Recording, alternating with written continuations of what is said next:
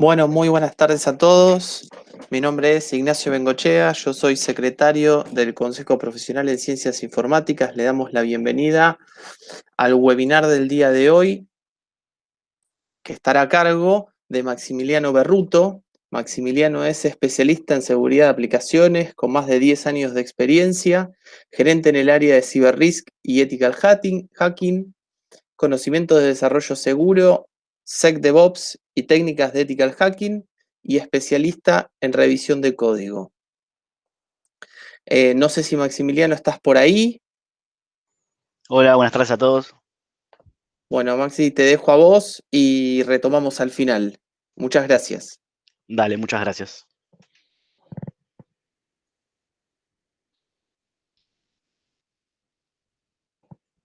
Ahí estoy presentando, no sé si se ve.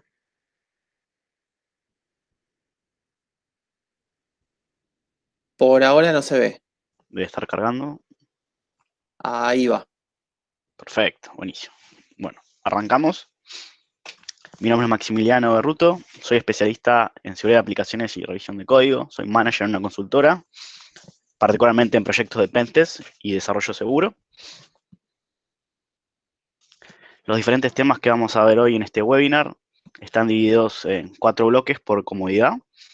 El primero es una introducción a la seguridad, donde vamos a ver algunas noticias, el contexto actual y problemáticas, conceptos básicos de seguridad para que todos hablemos el mismo lenguaje y entendamos todos, y algunos ejemplos sobre lo que es un ataque a la infraestructura y a la aplicación para poder entender las diferencias y ver qué pasa en cada caso, qué implica cada caso.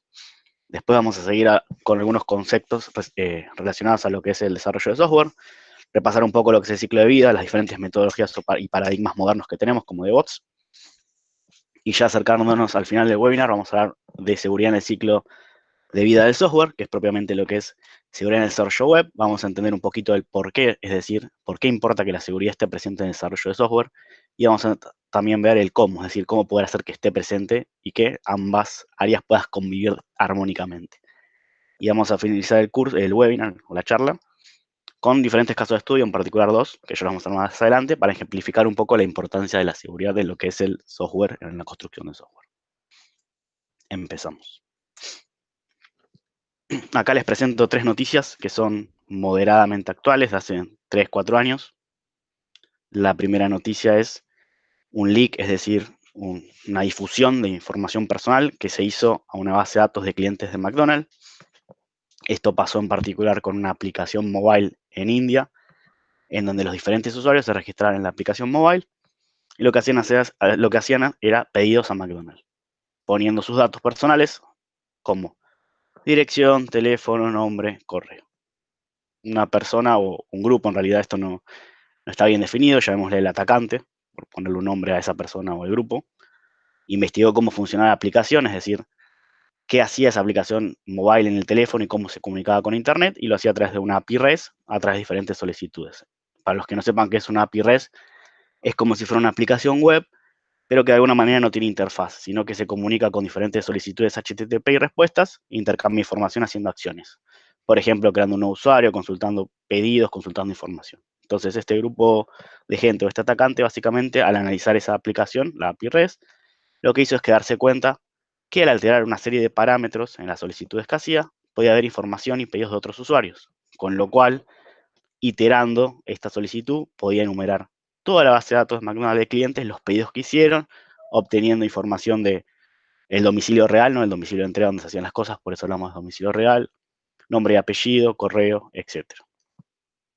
El segundo caso que tenemos es el de Yahoo, que este fue bastante popular, por ahí alguno escuchó hablar. En este caso en particular lo que pasaba es que Yahoo utilizaba unos algoritmos personalizados para poder generar lo que se llama cookie de sesión. Una cookie de sesión es algo que almacena, para los que no sepan, el navegador web para poder identificar a cada persona que está conectada en el sitio web, quién es, y además, bueno, también puede autenticarla, es decir, esa persona puede garantizar que es ella misma, y también puede asignar ciertos permisos de autorización para hacer acciones en esa página.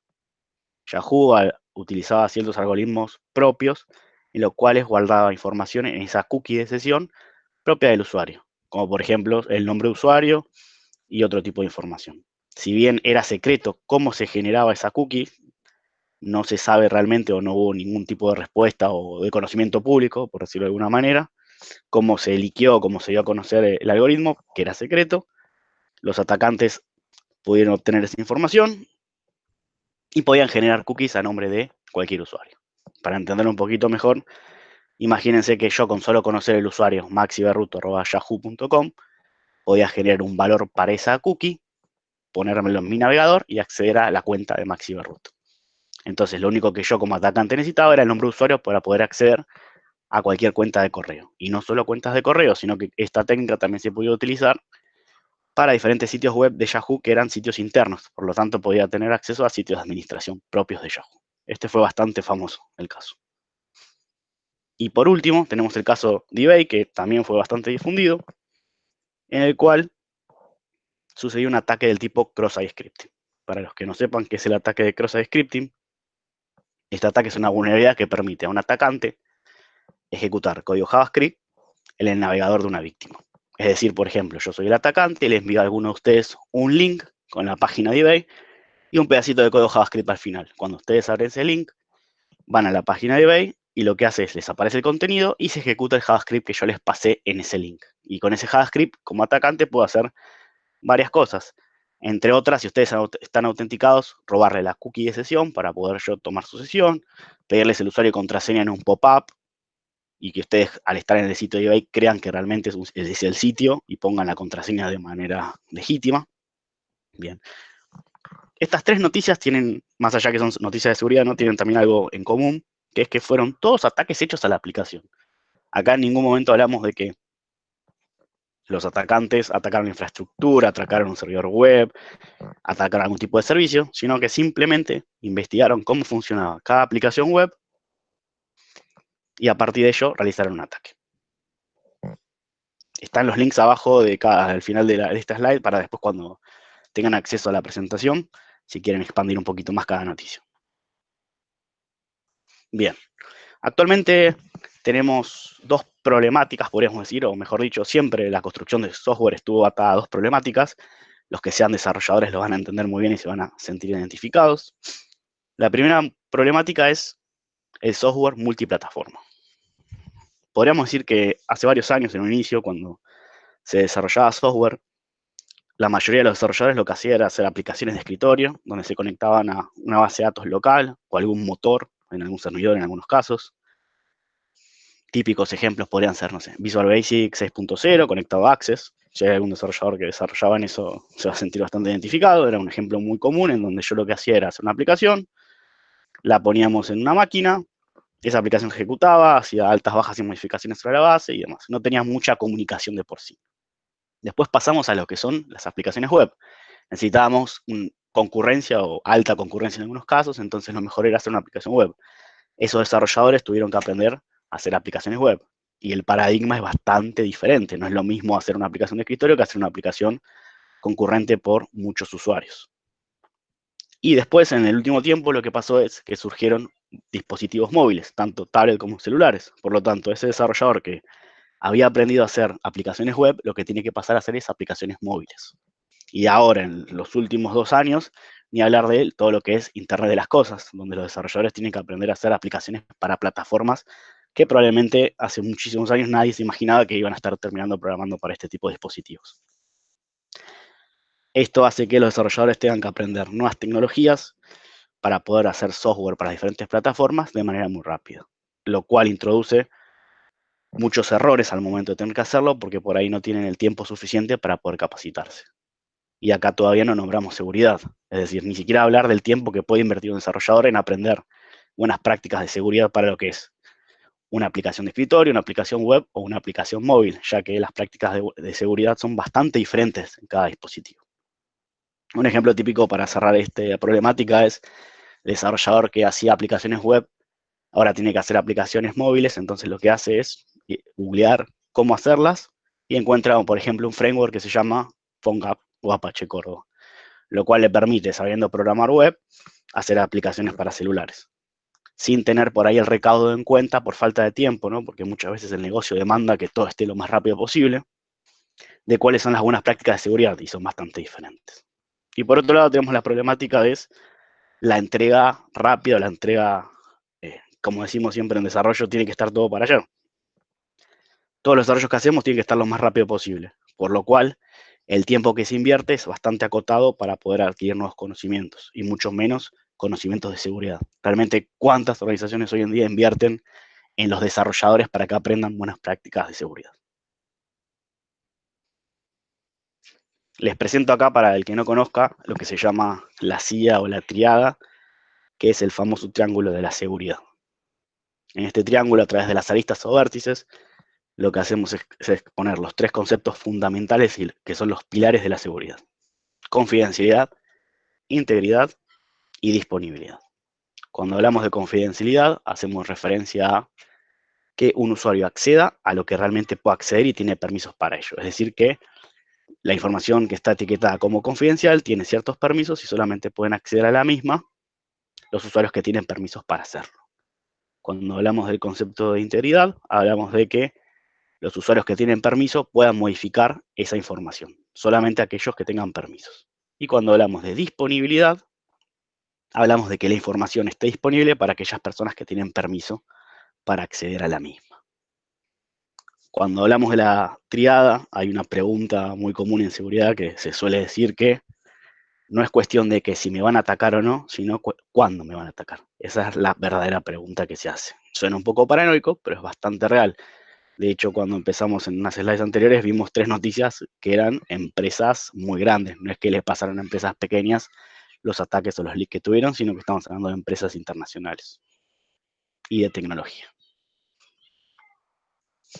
Bien, les voy a presentar una vulnerabilidad que se llama inyección SQL. Probablemente muchos la conozcan, pero la idea es explicarla rápidamente para que todos la podamos entender y después ver un ejemplo. Esta vulnerabilidad es un tipo de ataque en el cual un usuario malicioso lo que hace es manipular algún tipo de entrada de usuario, como puede ser, por ejemplo, un parámetro en una aplicación web, y meter algo que nosotros como atacantes llamamos payload, que básicamente es la inyección o un pedacito de código en el cual va a contener una parte de código SQL y va a llegar a la aplicación, y la aplicación lo va a enviar al motor de base de datos. Esto le va a permitir al atacante de alguna manera ejecutar código SQL en el motor de base de datos con diferentes fines. Vamos a ver este ejemplo. En el ejemplo de acá tenemos 2 parámetros, el nombre y el password, fíjense. Lo que hacemos es, una vez que tenemos el password del usuario, que es lo que es el usuario, se llama una función que se llama obtener hash, porque no sé si la mayoría sabe, pero los passwords no se almacenan en la base de datos como uno los escribe, sino que se almacena un hash para evitar de que si alguien ve esa base de datos tenga la contraseña directamente, ¿no? Las funciones hash tienen la particularidad de que son funciones que no se pueden, no son reversibles, digamos, son lo que llaman en inglés one way. Es decir, que una vez que uno tiene hash no puede volver atrás a la palabra inicial. Por eso se utiliza este tipo de estrategia para almacenar la contraseña. Bien, entonces lo que hacemos es generar el hash a partir de la password que ingresa el usuario y obtenemos la password. Y con esa password sí vamos a la base de datos a hacer una consulta y comparar. Entonces nosotros lo que decimos es, seleccioname de la base de datos donde el nombre de usuario sea igual al nombre de usuario que escribió el usuario que entró los datos y el password que puso. Esta consulta nos va a devolver un resultado, y a partir de ese resultado podemos decir que el usuario existe y lo podemos dar de siguiente paso en la autenticación, es decir, darle el siguiente al login. Bien, fíjense en el ejemplo de acá, es cómo queda la consulta. Fíjense que, por ejemplo, con el nombre de usuario Maxi y con la password, que es el hash en realidad, porque yo puedo haber escrito mi password, que es password, y el hash de eso, en particular el MD5, es este valor. Y esta consulta se ejecuta en el motor de base de datos y me devuelve un resultado, Maxi. ¿Qué pasa si un usuario ingresa, en vez de su nombre de usuario, que puede ser Maxi, este valor de acá, fíjense? Admin, comilla simple, espacio, or, espacio, 1 igual 1, espacio, guión, guión. Veamos qué pasa.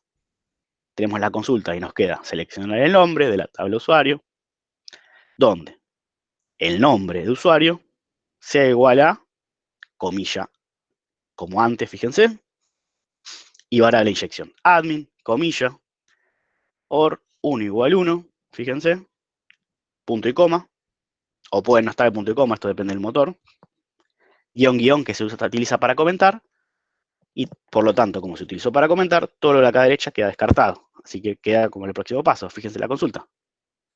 Selecciono donde el nombre de usuario sea admin o 1 igual 1.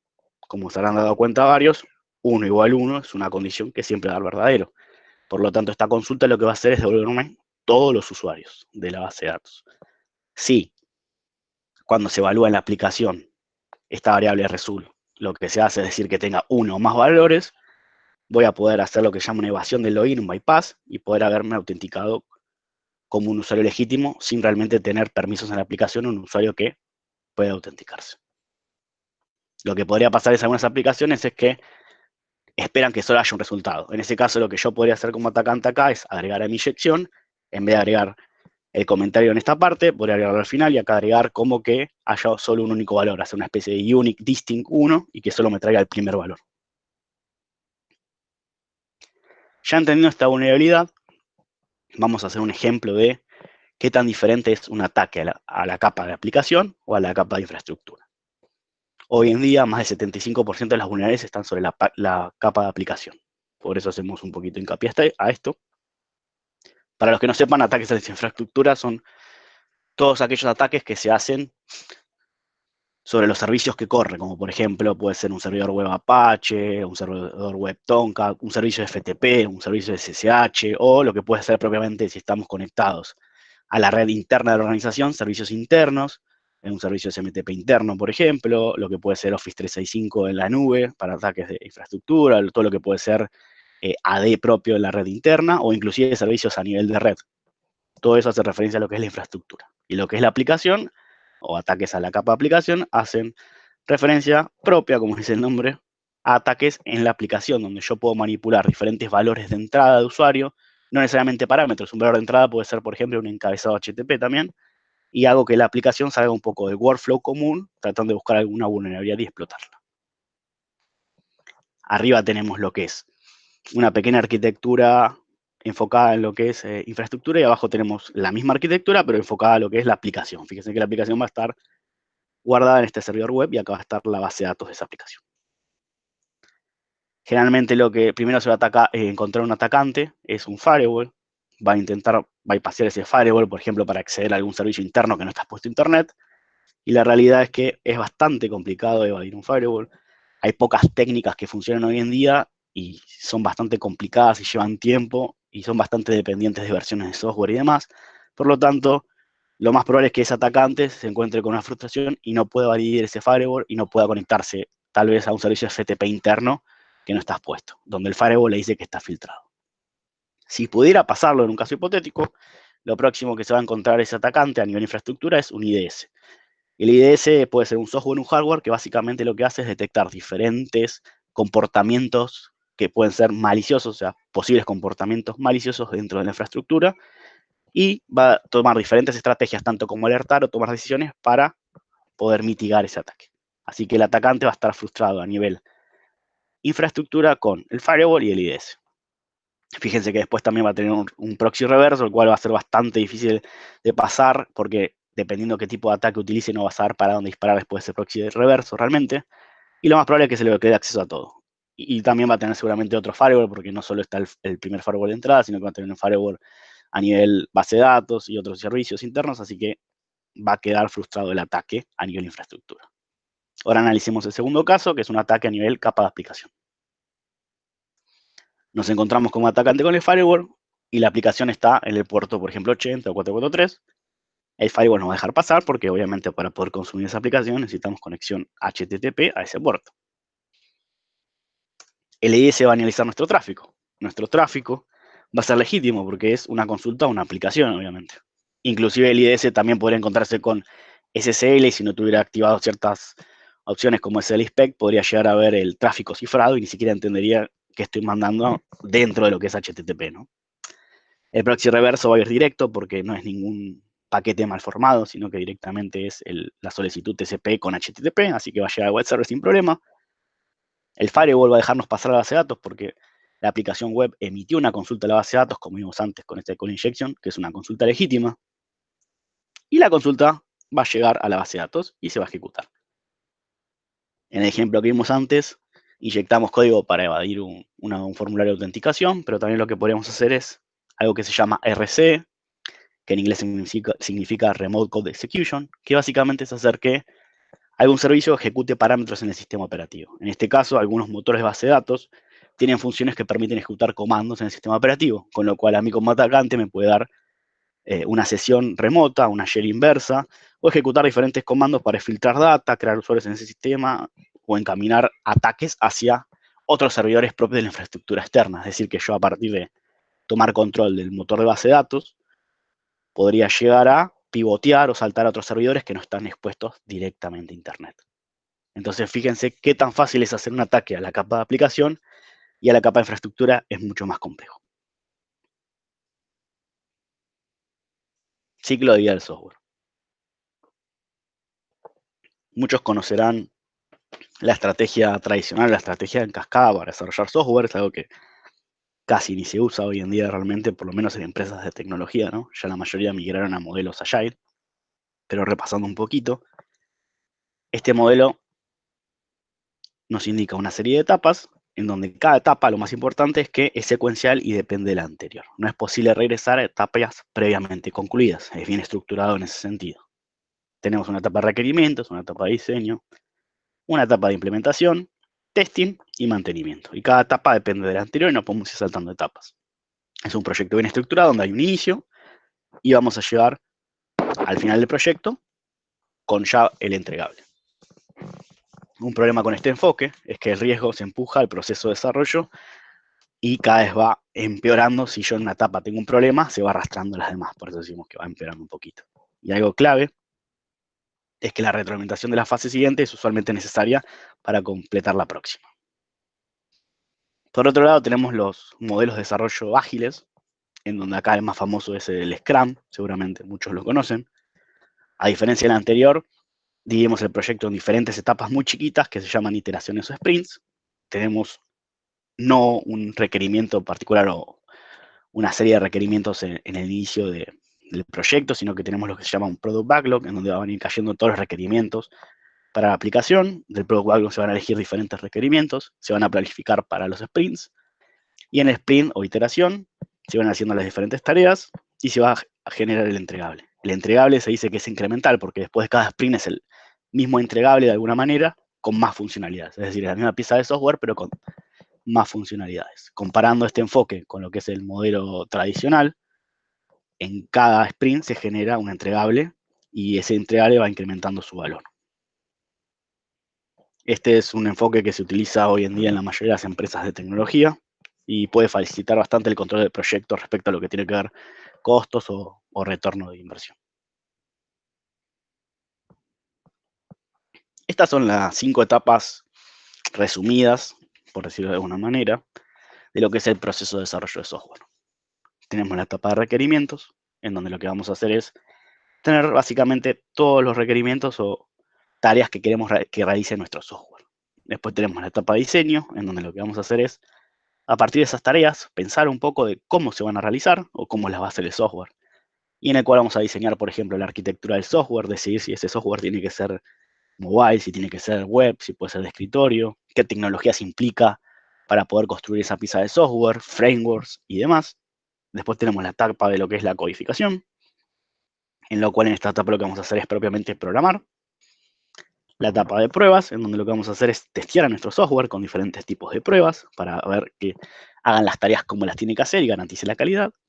Después tenemos la etapa de puestas en marcha, que básicamente es agarrar ese software y hacer un deploy, ya sea, por ejemplo, si es un software web, ponerlo en un servidor web, si es un software desktop, instalarlo en cada máquina, etc. Y fíjense que lo que hicimos acá es basarnos un poquito en el modelo Agile, en donde esto es no es un ciclo aislado, sino que son muchos ciclos. Fíjense que cada etapa después vuelve a empezar todo el proceso. Da una vuelta y vuelve a empezar.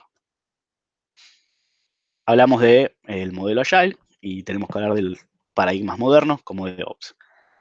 Muchos pueden estar diciendo que DevOps por ahí no es algo tan moderno y realmente coincido en que DevOps es un concepto que ya no es, digamos, surgió hace varios años, ya no es algo nuevo. O sea, si decimos que DevOps es algo propio de hoy, realmente podríamos decir que estamos mintiendo, pero la realidad es que muchas empresas en los últimos 2 años empezaron a migrar este modelo. Inclusive, por ejemplo, hay varios bancos que empezaron a migrar el modelo de Ops y no necesariamente en todas sus piezas de software, sino en algunos catálogos. Por eso lo ponemos un poquito como paradigma moderno, o es lo que están tratando de mirar todos, por eso.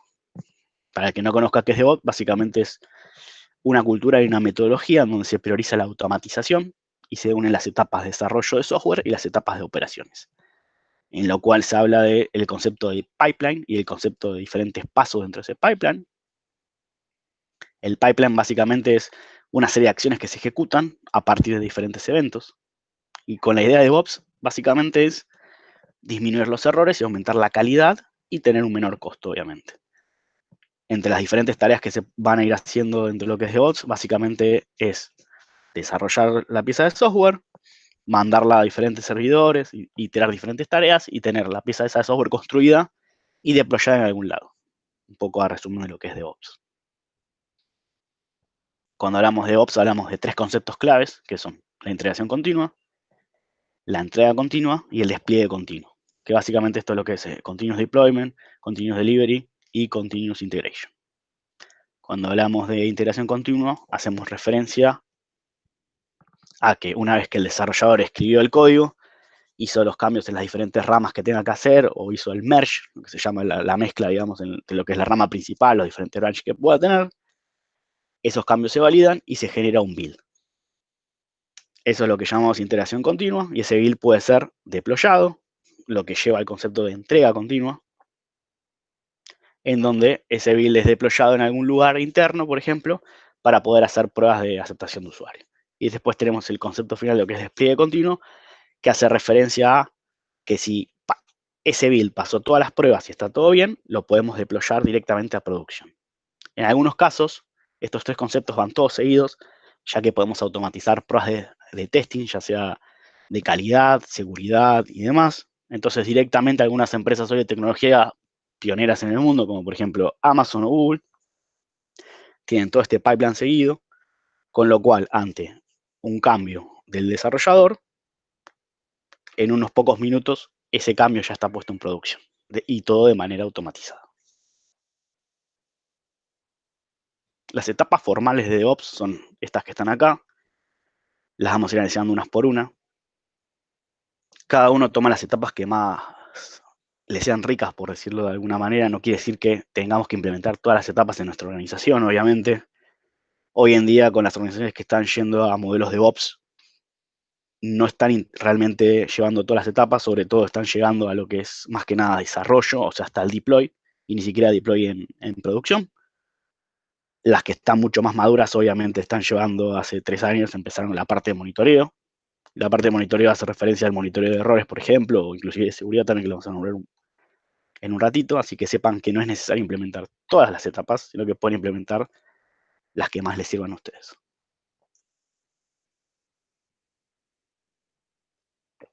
Empezamos con la primera etapa, que es planificación. Es bastante parecida a la etapa de requerimientos que nombramos antes. Básicamente en esta etapa es la etapa de gestión, donde vamos a ir planificando todo lo que hay que ir haciendo. Vamos creando diferentes tareas, las estimamos y las asignamos. Para esto, dentro de lo que es DevOps, vamos a usar diferentes herramientas, como podemos nombrar las que están acá abajo: Trello, Slack y Jira. Vamos a crear diferentes tareas, user stories, cosas para asignar. Vamos a estimarlos y vamos a usar diferentes canales de comunicación para poder informar al equipo. Esto lo incluimos dentro de la etapa de bots. Vamos a ver un poquito más adelante cuando introduzcamos lo que es el orquestador, ya que cada tarea, cada vez que se cierra, se puede notificar al equipo, se pueden hacer diferentes dashboards para poder ver el avance de la tarea y demás. Y con cada commit se asocian las tareas y ese dashboard se va actualizando de manera automática, inclusive cada build está asociado a las tareas y demás. Por eso lo metemos todo en DevOps.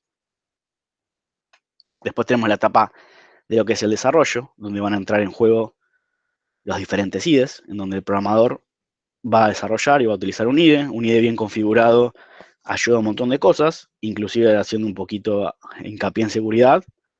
Un IDE bien configurado podría llegar a marcarnos varios errores de seguridad a través de diferentes plugins que vamos a nombrar más adelante. Una vez que está hecho la programación, lo que tenemos que hacer es tener un repositorio para poder meter ese código. Entonces lo que vamos a utilizar es diferentes estrategias de repositorios. Hoy en día los más utilizados son los repositorios centralizados, como Git o GitHub en particular, o GitLab también puede ser con Git. Hay varios productos sobre estos. También puede ser Bitbucket, que es de Atlassian, de los mismos creadores de Jira. Y a su vez cada repositorio va a tener diferentes ramas, como una rama principal, una rama de desarrollo, diferentes branch según las funcionalidades que queramos ir metiendo en cada una de las ramas de nuestro producto. Y tenemos que tener en cuenta también que cuando hablamos de los repositorios también hablamos de versionado del código. Bien, cuando hablamos de Ops es necesario hablar de lo que es un orquestador. Uno de los más famosos hoy en día es Jenkins, que la verdad que está quedando un poquito viejo ya, pero funciona para lo que tiene que hacer. Un orquestador es aquel que maneja de alguna manera los diferentes pipelines en el proceso de Ops. Va a manejar lo que es la integración continua, el continuous integration, el continuous deployment también.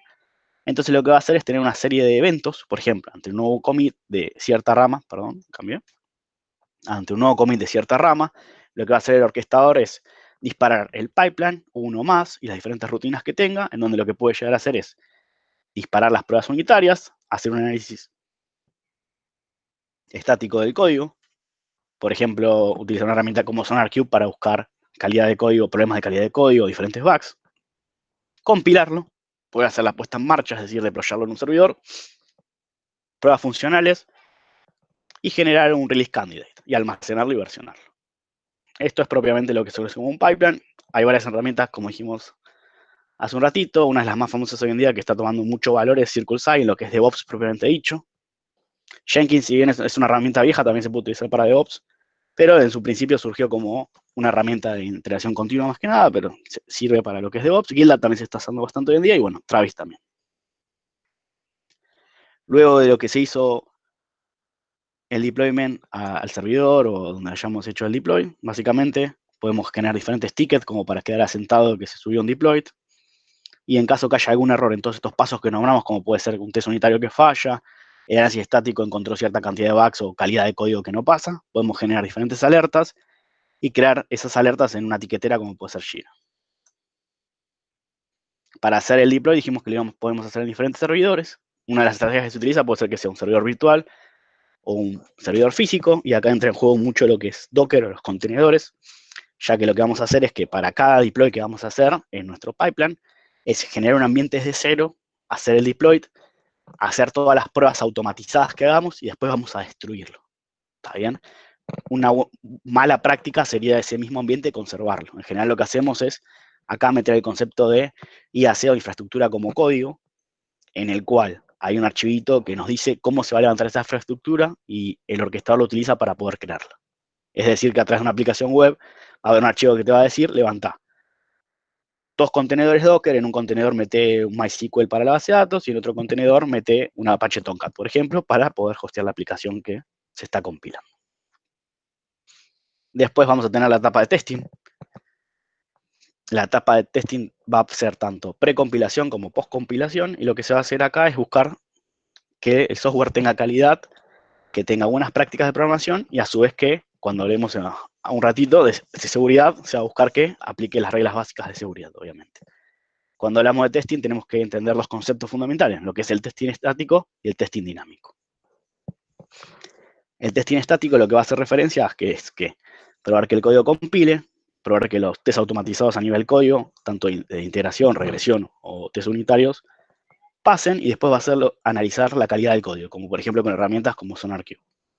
Y lo que es el testing dinámico va a hacer referencia a probar la aplicación en sí mismo. Esto se puede hacer de manera automatizada, con diferentes herramientas. Por ejemplo, si es un software que tiene todas solicitudes HTTP, lo que podemos hacer es automatizar las rutinas HTTP para simular diferentes casos de uso a través de algún framework, o inclusive lo que podemos hacer es renderizar la aplicación web con Selenium, que es un motor para renderizar HTML, y ejecutar diferentes acciones simulando ser un usuario que interactúa con la aplicación.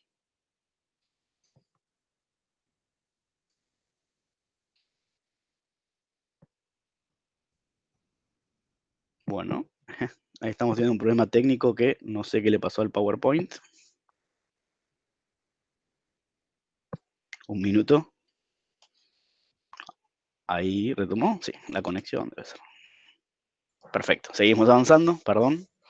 Tenemos la parte de ticketing, en donde básicamente vamos a tener alguna herramienta que nos permita tanto crear tareas, como generar las notificaciones y guardar diferentes tickets. Acá lo que vamos a hacer es, para cada uno de los errores que tenga nuestro pipeline, básicamente es levantar algún tipo de alerta en un canal de comunicación como puede ser Slack, y crear un issue por ejemplo, en lo que puede ser Mantis, Jira o Redmine. Este issue puede ser un fallo en la compilación, puede ser que haya un test unitario que no pasó, una prueba dinámica que salió mal, o inclusive algún bug que se detecta a nivel código con análisis estático, y eso inclusive puede ser asignado directamente al mismo programador que hizo el commit. Inclusive después del deployment, si todas las pruebas fueron exitosas y se pasó todos los tests, lo que puede pasar también es que se genere una nueva tarea para un tester que tenga que ir a probar la aplicación en el ambiente UAT. Acá les presentamos una arquitectura DevOps simple, en el cual tenemos la planificación en la nube, por ejemplo, con Slack y con Trello, una máquina de desarrollador donde puede tener, por ejemplo, Eclipse, el orquestador con Jenkins, donde va a ir compilando el código del desarrollador, un repositorio que puede ser, por ejemplo, local en GitLab, y un repositorio JakeFrog que puede ser para los builds, para almacenar los builds y versionarlos, por eso es el servidor del repositorio. Nuestro servidor principal de Continuous Integration con Jenkins, vamos a tener un servidor con los tickets, y vamos a tener un servidor de deployment, donde lo que va a hacer nuestro orquestador es, una vez que compila todo el código, por ejemplo con Maven, corre las pruebas unitarias y corre rutinas de análisis estático, por ejemplo con SonarQube, si todo va bien es generar un nuevo contenedor con las diferentes herramientas de infraestructura que necesitemos y deployar la aplicación. Después va a disparar, obviamente, con un servidor de testing que puede tener Selenium todas las pruebas dinámicas sobre esa aplicación, y después lo que va a hacer es destruir ese ambiente, y opcionalmente lo que podríamos hacer es subirlo a otro servidor que sea de UAT esperando que haya pruebas manuales de un usuario. O directamente en algunos casos, llevando DevOps al extremo, por decirlo de alguna manera, podríamos subirlo directamente a producción. Eso es lo que es DevOps al 100%, en algunos casos, como nombramos antes, si se acuerdan, de lo que era Continuous Delivery. Hoy en día hay empresas como Amazon que lo están haciendo todo de forma automática, como nombramos antes, y están haciendo un deploy en producción de manera automática aproximadamente cada 12 minutos. Lo cual implica que para poder llegar a este objetivo de cada 12 minutos un deploy, obviamente, hay que tener un proceso de DevOps y un pipeline muy bien testeado y bien maduro. Hasta acá hablamos de DevOps, son los pasos básicos o las diferentes etapas básicas, y lo que nos falta es la etapa de monitoreo. La etapa de monitoreo va a hacer referencia a, por ejemplo, utilizar tecnologías como Elasticsearch y Kibana para monitorear los diferentes errores, accesos y demás de la aplicación. Y ahora vamos a empezar a hablar de seguridad. Hasta ahora hablamos de lo que es desarrollo y hablamos de lo que es seguridad. Y ahora vamos a empezar a relacionar ambos conceptos. Antes habíamos analizado los 5 pasos básicos para desarrollar una aplicación, pero sin seguridad. Ahora lo que vamos a hacer es, a cada uno de esos pasos, meterle seguridad. Para lo que es requerimientos, tenemos dos conceptos: evaluación de riesgos y requerimientos de seguridad. Una vez que nosotros tenemos los requerimientos de qué tenemos que hacer con el software, pasamos a pensar cómo ese software tiene que funcionar de manera segura. O sea, cuáles son los requerimientos de seguridad. Por ejemplo, que el software tiene que ir por un canal cifrado, que el software tiene que tener ciertas características al momento de autenticar a un usuario, como por ejemplo un segundo factor de autenticación, que el software, por ejemplo, es una aplicación crítica, imagínense un sistema de voto electrónico, no es lo mismo que hacer un portal de compras o simplemente un portal para que los usuarios puedan dejar mensajes como si fuera un blog. Entonces, cada proyecto, a partir de sus requerimientos, va a tener una serie de análisis y va a tener requerimientos de seguridad, y a su vez va a tener diferente evaluación de riesgo, lo que nos va a dar un poco la medida de cuál es la criticidad de ese proyecto. Para lo que es la etapa de diseño, tenemos dos conceptos: superficie de ataque y modelado de amenazas. La superficie de ataque son las diferentes puertas y ventanas que puede tener nuestra aplicación o sistema, por las cuales alguien malicioso puede querer atacarnos o entrar, para entenderlo. Y el modelo de amenazas hace referencia a que a partir de esa superficie de ataque, nosotros analicemos y nos imaginemos, podríamos decir, cuáles son los ataques que puede hacer alguien. Esto va a depender mucho también del proyecto. No es lo mismo los ataques que se puedan hacer a un sitio de compras como a un portal de voto electrónico, por ejemplo, o una máquina de voto electrónico. Entonces, el modelado de amenazas, de alguna manera, es un análisis de vulnerabilidades de escritorio, por decirlo así. Después tenemos la etapa de codificación, en donde en esta etapa es clave, en donde los desarrolladores programan, la capacitación y tener definido un estándar de buenas prácticas. Esto es clave para esta etapa, ya que si tenemos programadores que están entrenados y saben de buenas prácticas de desarrollo de software, y además tienen estándares como para poder ir a referenciar lo que hacen, si realmente están de acuerdo al estándar o no, van a poder hacer piezas de software de calidad y seguras sobre todo. Para lo que es las etapas de pruebas, antes hablamos que había pruebas estáticas y pruebas dinámicas. Pero no habíamos nombrado nunca seguridad ni más pruebas. Bueno, ahora sí vamos a nombrar seguridad. Para ello vamos a nombrar el concepto de SAS y DAS, que hace referencia a pruebas dinámicas automatizadas y SAS, pruebas estáticas automatizadas. Dentro de las pruebas estáticas automatizadas, lo que vamos a ver ahora más adelante es con DevOps, cómo meter alguna herramienta que pueda encontrarnos vulnerabilidades a nivel código. Y si no, lo que se puede hacer, obviamente, el Code Review, que son pruebas manuales en las cuales una persona analiza todo el código en busca de vulnerabilidades. Y para lo que son las pruebas dinámicas, respecto a seguridad, tenemos las pruebas automatizadas, que puede ser con alguna herramienta que busque vulnerabilidades sobre la aplicación web, y las pruebas manuales, que es lo que se llama test de penetración, prueba de ethical hacking o penetration testing. En estas pruebas lo que hace un especialista en seguridad básicamente es simular ser un atacante y encontrar diferentes puntos donde pueda vulnerar la aplicación y encadenarlos, lo que se conoce como un vector de ataque, es decir, la encadenación de diferentes vulnerabilidades para lograr un objetivo malicioso. Y por último, dentro de lo que es la puesta en marcha, respecto a seguridad, además de tener un estándar de cómo vamos a hacer esa puesta en marcha y los requerimientos y permisos que tiene que tener esa aplicación de cómo se deploya, vamos a tener muy acá incorporado lo que es el control de cambios. Para los que no conozcan, les presento OWASP. OWASP es un proyecto de Internet donde sus siglas significan Open Web Application Security Project. Surgió en un principio para web, pero hoy en día está expandido para todas las plataformas, inclusive lo que es IoT. Tiene un montón de proyectos asociados a lo que es seguridad, y cada uno de esos proyectos puede ser, por ejemplo, un estándar teórico para poder programar, puede ser una herramienta que te sirva a vos para poder testear tu aplicación a ver si tiene vulnerabilidades, puede ser una herramienta que le sirva para un usuario que es un penetration tester, en el cual simula ser un atacante y usa esa herramienta para atacar a la aplicación, para ver si realmente puede llevar a cabo el ataque o no. También tiene proyectos los cuales le permiten a los desarrolladores implementar una biblioteca para defenderse de algún ataque especial, además de que promueve un montón de charlas de seguridad.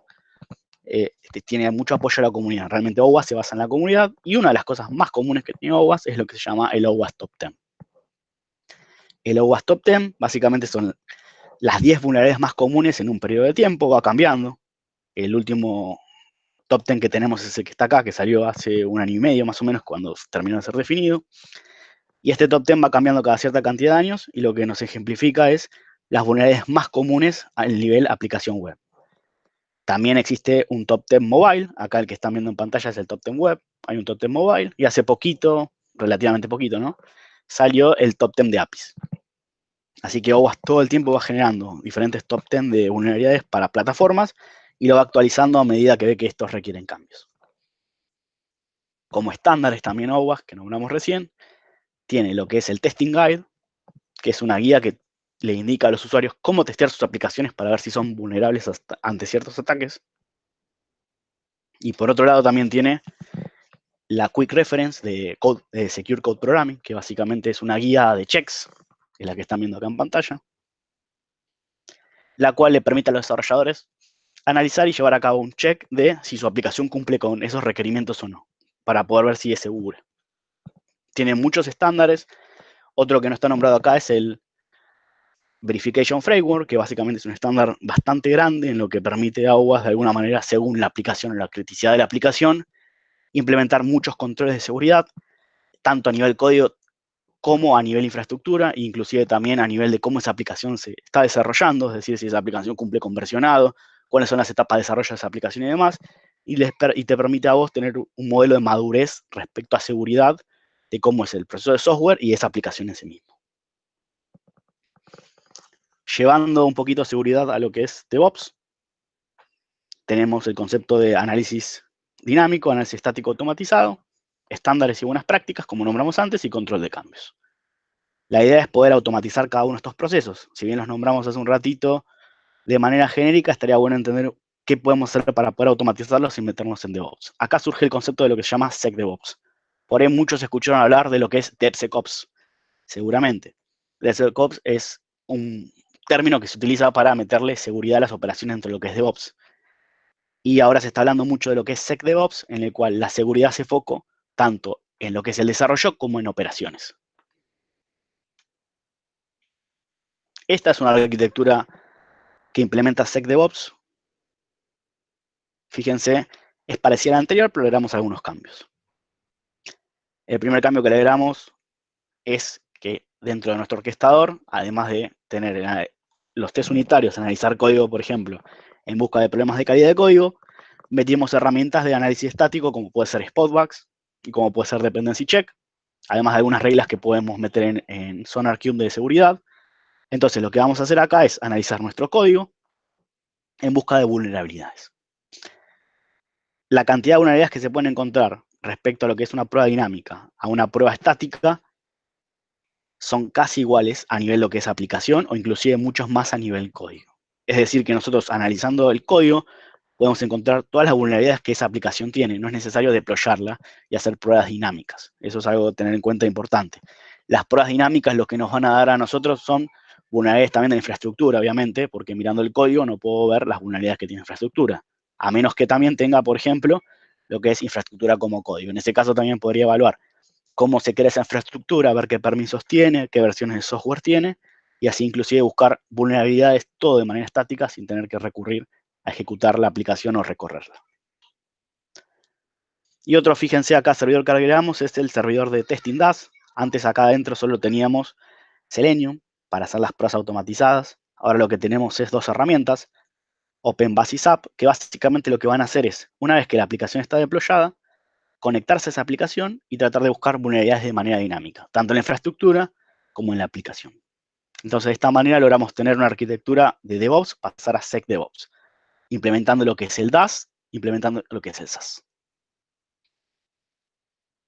Escaneo estático de código fuente, recién lo nombramos, y básicamente es buscar diferentes vulnerabilidades a nivel código. Las ventajas que tiene es que, por un lado, se puede automatizar, si es realmente cierto, se puede automatizar. Es bastante complejo, pero se puede hacer. Lo recomendable en estos casos es que cada uno tenga algún motor específico que le permita escribir reglas, ya que la mayoría de las herramientas que buscan de manera automatizada errores o vulnerabilidades a nivel código tienen reglas genéricas. Así que es bastante importante de alguna manera poder escribir las propias reglas. Después, por otro lado, entre las ventajas que tenemos es que encontrar las vulnerabilidades a nivel código, encontrar las vulnerabilidades respecto a lo que es un análisis dinámico, nos va a dar una perspectiva muy diferente, y lo vamos a ver con algunos casos de estudio ya terminando el webinar, y nos va a permitir encontrar muchas más. Por ejemplo, vulnerabilidades en donde se esté logueando información sensible, solamente las vamos a poder encontrar revisando el código fuente. No las vamos a poder encontrar haciendo un análisis dinámico, porque no tenemos acceso al código. Y como desventajas tenemos que, bueno, el escaneo estático puede ser tanto manual como automatizado, dijimos, ¿no? Bueno, el análisis manual consume mucho tiempo y no cualquier persona es capaz de ver una pieza de software y poder encontrar vulnerabilidades. Muchos especialistas en seguridad están más orientados a encontrar las vulnerabilidades a través de pruebas dinámicas que a través de pruebas estáticas. Y las herramientas automatizadas, el problema que tienen es que tienen mucha cantidad de falsos positivos. No sé si alguno tuvo por ahí que esté presente en el webinar la oportunidad de usar alguna de estas herramientas, pero la realidad es que tienen muchos falsos positivos porque las reglas que implementa son genéricas. Por eso hacemos un poquito hincapié a que cada organización tiene que implementar sus propias reglas en lo posible. Existen tres estrategias para revisar código respecto a lo que es estrategia de revisión manual. Tenemos la búsqueda por keywords, revisión línea por línea y seguimiento del input. Lo que es por keywords, básicamente lo que hacemos es correr una serie de reglas con expresiones regulares en donde buscamos, por ejemplo, en el código fuente, una API key hardcodeada, password hardcodeados, algún tipo de funcionalidad peligrosa como puede ser una función eval, que básicamente estas funciones lo que hacen es, a través de una cadena, un string, la toman y ejecutan eso como código. Y también lo que es la revisión línea por línea es ir línea por línea del código y recorrer toda la aplicación. Esta no es una de las más exhaustivas. Y respecto a lo que es análisis por seguimiento del input, esta hace referencia a que nosotros vamos a empezar la revisión de código por los diferentes inputs que pueda tener el usuario. Y acá hay que diferenciar o entender que los inputs del usuario no son solo los parámetros de la aplicación web, ya sea, por ejemplo, parámetros get o parámetros post, sino que un input de usuario puede ser un archivo que se sube, puede ser un encabezado HTTP, el valor de una cookie, ya que yo como usuario puedo modificar el valor de mi cookie, Yendo a, por ejemplo, modelos de HTML5, puede ser el valor del local storage y demás. A veces se cree que los inputs del usuario simplemente son los que el usuario puede escribir, pero conociendo el protocolo HTTP, hay muchos parámetros que el usuario puede manipular. Respecto a los que son las herramientas automatizadas, tenemos tanto gratuitas y open source como soluciones comerciales. Tenemos algunas standalone, que quiere decir que básicamente son herramientas que se ejecutan, se les pasa el código fuente y corren, dentro de lo que es open source. Microsoft Xcode, Fineback, Spotback y SonarQube, que es la más usada hoy en día para lo que es calidad de código. SonarQube también tiene un set de reglas que permite analizar ciertas vulnerabilidades, si bien son chicas el set de reglas que tiene, antes de no tener nada, sirve. Y SonarQube, algo que tiene muy bueno respecto a otras herramientas, es que te permite a vos escribir tus propias reglas. Lo cual, si cada organización escribe sus propias reglas, ya que cada organización conoce obviamente su pieza de software, va a poder prevenir muchas más vulnerabilidades. Después hay algunas herramientas que se unen a la línea a través de plugins, por ejemplo, Devskin o Puma Security Rules, en donde básicamente al mismo tiempo que el desarrollador está escribiendo código, le va a subrayar si hay alguna posible vulnerabilidad que está induciendo. Y después tenemos herramientas que hacen referencia a las bibliotecas que el desarrollador utiliza. Piensen hoy en día cuánto código escribe el desarrollador y cuánto código reutiliza de terceros. Y es más probable que utilice mayor cantidad de código de terceros a través de bibliotecas que se baja, que se copia, por ejemplo, desde GitHub, o frameworks oficiales que utiliza, como por ejemplo de Visual Studio, pero la cantidad de código que realmente escribe comparada con el código que utiliza de otros es muy chica. Entonces también es necesario hacer una revisión de si las bibliotecas que está utilizando son seguras o tienen alguna vulnerabilidad. Para eso existen herramientas como Dependency Check de OWASP, que lo que hace es a partir de una serie de bibliotecas que le pasás, que pueden ser DLLs, que pueden ser hars, lo que sea dependiendo de la tecnología, va a analizar el hash de esa biblioteca, el nombre, y lo va a comparar contra una base de datos de vulnerabilidades de bibliotecas. Y hay otras herramientas como por ejemplo NBP Audit, que básicamente lo que van a hacer es a partir de una serie de bibliotecas para Node.js o bibliotecas JavaScript de frontend, buscar si tienen vulnerabilidades asociadas. Y después, por otro lado, existen algunas soluciones comerciales. Estas son las más comunes, como Fortify, ahí está, es de Micro Focus, ahí vi que está puesto HP, quedó viejo. Veracode y Checkmax y Cuban son herramientas o soluciones comerciales que te permiten buscar errores en el código fuente. Son herramientas bastante robustas, pero tengan en cuenta que tienen muchos falsos positivos debido a que hay que parametrizarlas o escribir inclusive las propias reglas. Al final de esta slide lo que tenemos es un link a OWASP con todo el listado de las herramientas para análisis de código que OWASP recomienda. Análisis dinámico. Como dijimos antes, el análisis dinámico consiste en analizar la aplicación, ejecutarla y buscar diferentes vulnerabilidades. La ventaja contra el análisis estático que tenemos es que es mucho más fácil por ahí de realizar, ya que no todas las personas están capacitadas para poder leer código y encontrar vulnerabilidades en el mismo. Y otra ventaja que tiene es que si nosotros no tenemos definida la infraestructura como código, lo que vamos a poder hacer acá es evaluar la infraestructura. Hay dos tipos de enfoque de herramientas automatizadas, aquellas que buscan a nivel web, propiamente dicho, y aquellas que buscan solo la infraestructura. Las herramientas automatizadas respecto a lo que es dinámico, comparado con el estático, suelen dar muy buenos resultados y suelen dar muchos menos falsos positivos, están muchas más mejor optimizadas las herramientas dinámicas, pero una de las ventajas que tiene es que las herramientas dinámicas lo que hacen es recorrer la aplicación web y en cada entrada de usuario que puedan hacer, inyectar diferentes payloads y son muchas la cantidad. Realmente si tuvieran la oportunidad de ver cada una de las solicitudes HTTP que hace una herramienta dinámica, se dan cuenta que son un montón, ya que por ahí la herramienta dinámica no distingue realmente bien la tecnología o para qué es la aplicación, entonces prueba todas las reglas que tiene. Lo cual, por ejemplo, utilizar esta herramienta en un portal, por ejemplo, de compras, pasándole usuario y contraseña en la herramienta para que se autentique y recorra el portal, va a generar bastante daño sobre el mismo, porque lo que va a hacer es, no va a entender la herramienta que está comprando cosas, sino que cada botón que tenga o cada entrada de usuario que tenga va a tratar de realizar algún tipo de ataque o payload. Y una desventaja que tiene estas herramientas es que la herramienta lo que hace es probar diferentes input de usuarios, pero no prueba workflow de negocio. Es decir, no va a probar si el workflow está bien implementado o no, yo como atacante puedo hacer algún tipo de evasión. Imagínense que en el portal de compras no va a probar la herramienta a ver si puedo hacer compras por menor valor de precio o por si me puedo llevar 5 productos al precio de uno. Entonces es necesario que las pruebas de análisis dinámico también se hagan de manera manual y se haga con un pentest o un penetration testing como vimos antes. Acá son algunas de las herramientas para análisis dinámico que se suelen utilizar. Akunetics, NextParse, Burp y SAP son orientadas a lo que son aplicaciones web, y OpenBase y Nessus son bien orientadas a lo que es la infraestructura. Esta herramienta acá es SAP y es de OWASP, es gratuita, por eso la remarcamos un poquito mejor. Y OpenBase también es gratuita. El resto son herramientas comerciales que ustedes se las pueden bajar en sus casas o en las organizaciones y probarlas a ver qué resultados les da. Y ahora, bueno, para finalizar esta charla, lo que vamos a hacer es ver 2 casos de estudio para tratar de entender un poquito o llevar a la práctica lo que estuvimos viendo hasta ahora. No sé si están familiarizados con el concepto de bug hunting o en particular bug bounty. Básicamente, el bug bounty es una serie de recompensas por las vulnerabilidades que encuentran los usuarios. Existen hoy en día 2 portales grandes, HackerOne y BadCrowd. En estos portales lo que se hace es una organización expone un programa con un alcance, es decir, por ejemplo, Starbucks, da los 5 sitios web que tiene de Starbucks y la IP de los 3 servidores y le dice a la comunidad: encontrame vulnerabilidades de este estilo, de cierto tipo, con ciertas características. Yo evalúo el riesgo y de acuerdo al riesgo que me genera mi negocio esa vulnerabilidad, yo te pago, que puede ser desde $100 hasta $50.000. En el primer caso que vamos a analizar, acá está la URL abajo para que si quieren expandir la información puedan hacerlo. Este caso de acá que vamos a analizar es un API Key Leak. ¿Qué es un API Key Leak? Bueno, básicamente es una API Key hardcodeada en el código fuente, el cual si un atacante la utiliza, lo que puede hacer es conectarse o consumir algún tipo de servicio. En particular, para este caso de estudio, pasó para Starbucks.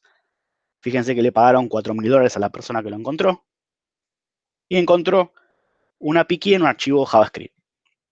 Fíjense que esta persona que encontró este API Key lo que hizo es un POC, es decir, una prueba de concepto, Proof of Concept, en el cual utilizó esa API Key y se intentó conectar a una consola cloud.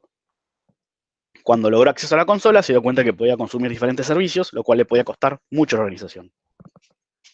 Las API Key más comunes que se pueden encontrar hoy en día en código fuente hardcodeadas son, por ejemplo, las APIs Cloud de AWS, la cual a un atacante le permite conectarse a la consola AWS y dependiendo qué configuración tenga realmente esa consola y todo lo que es cloud, podría llegar a escalar privilegios y deployar máquinas, pivotear y acceder inclusive hasta el código fuente de organización y demás. O sea que podría hacer mucho daño. Por eso, bueno, fue premiado por $4.000 la persona que lo encontró. Esta vulnerabilidad es propia, obviamente, de la aplicación, ¿no? Y fíjense que es una vulnerabilidad que hubiese, con una revisión de código bastante sencilla, inclusive automatizada, o con la revisión esa que contamos nosotros, donde corríamos expresiones regulares, hubiese salido. Solo tendría que correr un pequeño grep buscando una expresión regular donde haya API keys. Entonces, antes de salir a producción y deployar mi JavaScript, si hubiese tenido ese proceso Starbucks bien definido, hubiese podido evitar esto. Nosotros antes comentamos que teníamos el orquestador como Jenkins, que íbamos a las pruebas SAS. Si dentro de mis pruebas SAS simplemente corría este grep y solamente validaba dentro del pipeline que me dé resultados nulos y pasaba, no hubiese tenido este problema. Y es bastante sencillo de implementar. Como vieron ustedes, simplemente es un match con una expresión regular, porque las API key en general son una serie de hash de cierta longitud, separadas, por ejemplo, con guiones altos, así que se puede encontrar de manera más fácil. Y por último tenemos este caso de estudio, también es de un programa de bug bounty. En este caso la persona fue recompensada con $20.000, fíjense. Y lo que hizo esta persona es encontrar un path traversal en la herramienta GitLab. Antes les comentaba que dentro de todas las herramientas que teníamos de repositorios y para implementar DevOps estaba GitLab como herramienta. GitLab tiene un programa de bug bounty y una de las ventajas que tiene GitLab es que para este programa de bug bounty expone su código fuente. Es decir, que es de código abierto la herramienta. Esta persona que acá encontró una vulnerabilidad, básicamente lo que encontró es que a través de esta inyección, que es una inyección de Markdown, podía simplemente, creando un issue en GitLab y poniendo este valor de acá, acceder al archivo etc passw, que este archivo, para los que no sepan, es un archivo de Linux donde guarda los usuarios y en algunos casos, ¿no?, los hashes de esos usuarios. Entonces, a partir de eso se puede hacer algún tipo de ataque de cracking o fuerza bruta para poder lograr obtener cuál es el password en texto plano y autenticarme en ese sistema. Y fíjense cuál es la inyección que hizo, el payload que utilizó.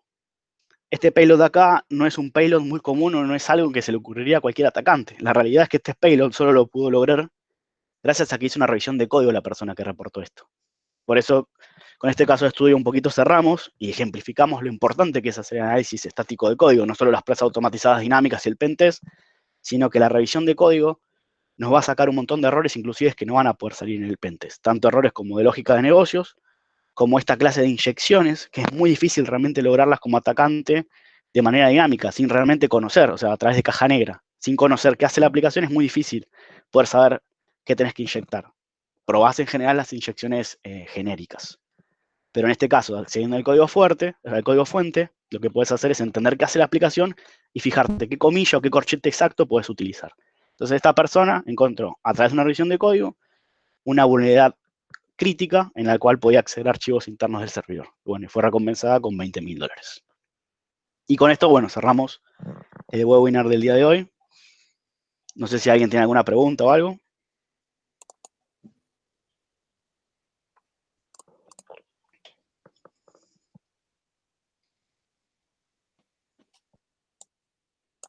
Bueno, Maxi, si no hay preguntas, a ver, podemos comentarles que para quienes quieran seguir profundizando en el tema, tenemos el curso, ¿no?